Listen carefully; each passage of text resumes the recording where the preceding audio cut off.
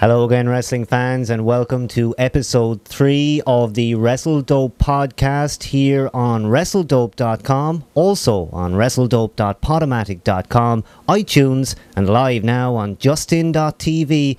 Thank you for joining us. I'm Darren. And I'm Stephen. And tonight on Wrestledope, we will speak about the big subjects in the wrestling world right now, including, of course, that Monday Night War, TNA Impact taking on WWE Raw. We'll let you know exactly what happened on the night, and indeed that crucial rating. We'll find out, did TNA outperform, or indeed did they perform at all this week when faced with the wrath of Vince McMahon and the WWE. Also tonight we will tell you all about this week's Ring of Honor TV taping and that World TV title tournament that went on. Some of the results there, very interesting indeed, and more about the Big Bang pay-per-view, Ring of Honor's big event taking place in Charlotte, North Carolina. That's going to be incredible, and certainly wrestling fans in Charlotte looking forward to that.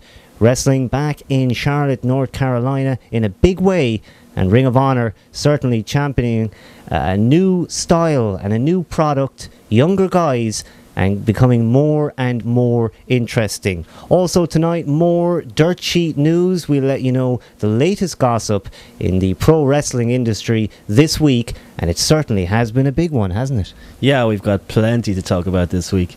Impact and Raw, definitely the big fish for this week, and a lot to talk about with both shows.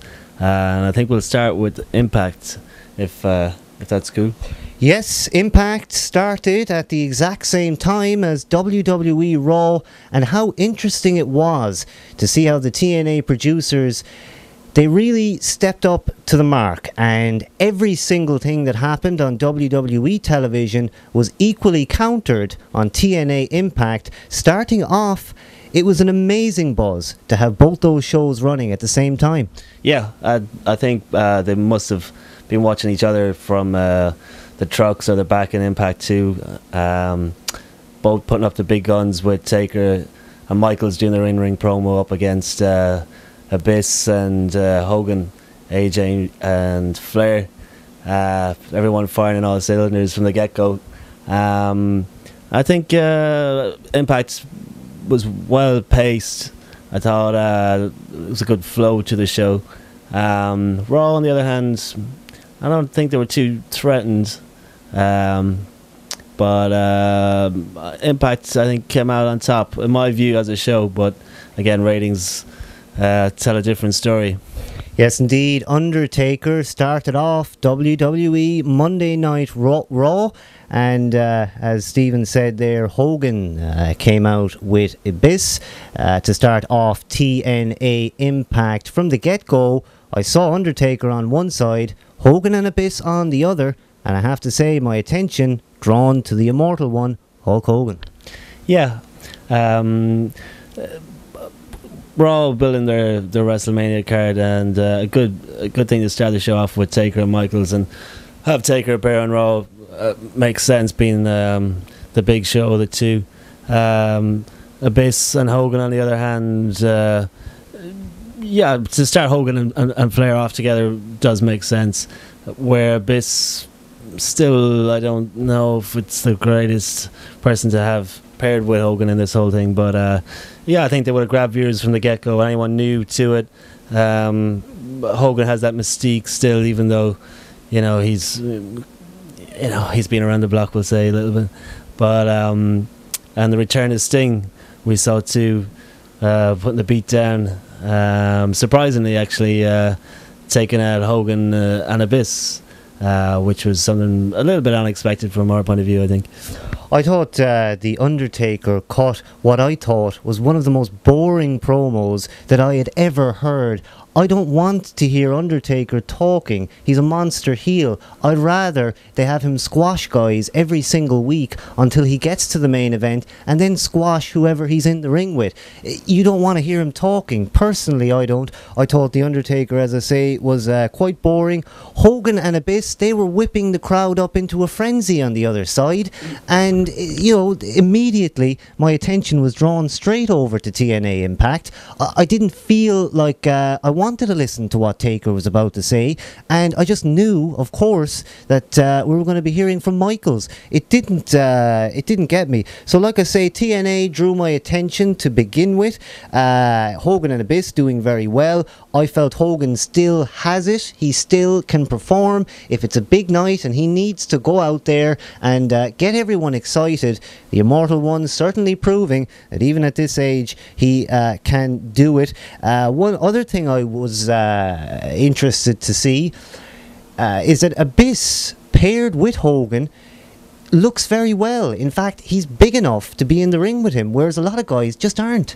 Yeah, it does make sense. Hogan always a fan of the bigger guys throughout the years, from people he's worked with. We've seen that many times, from Goldberg to Warrior right the way back. And I think he's kind of taken Abyss under his wing a bit and sees some serious potential. A strange choice when we first saw it, I think, and we questioned why Abyss of all people. Matt Morgan would have been an obvious choice, and maybe some others, but it seems to be working. I don't know where it's going to end up. Will the mask come off? Will he don the red and yellow? But yeah, it seems it works. It works and it doesn't work. I don't like the ring situation. We said that last week and the week before. But yeah, I mean, if it's going to put Abyss over, and all the better to him.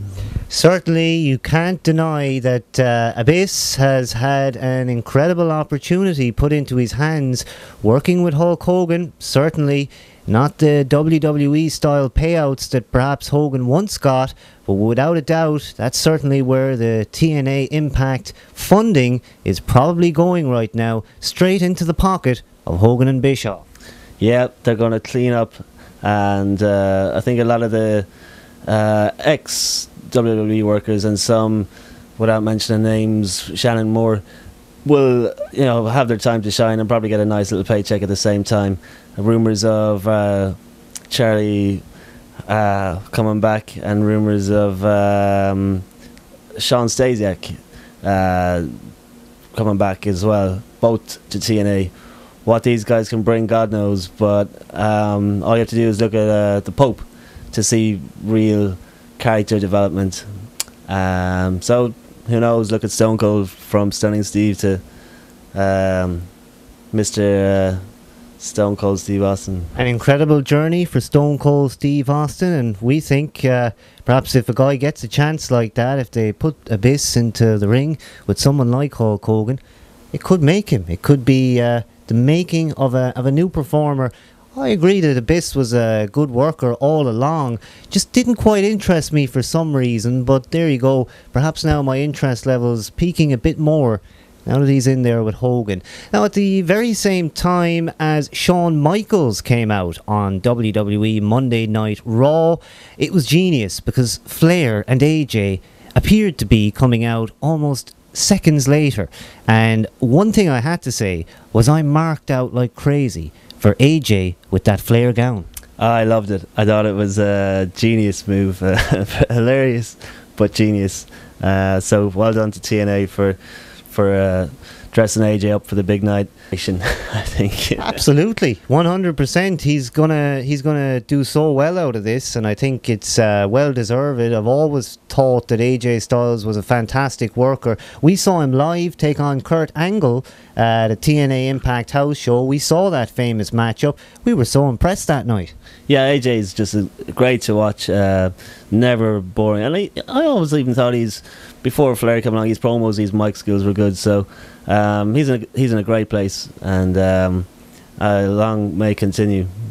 I thought, well, it was a swerve, but when they started TNA with that, what we thought was the main event, we later found out that was to be rerun. But I thought it was genius putting that right there at the start. Talk about a way to grab attention, firing on all cylinders. Yeah, they went in with guns blazing and spared no expense, even going straight into the X division, and definitely kind of recapturing what it was all about, because I think it kind of lost momentum over the last couple of weeks since Hogan and a lot of his cronies came in, and as we spoke about, a lot of talent kind of got left off Impact for the last couple of weeks, and they really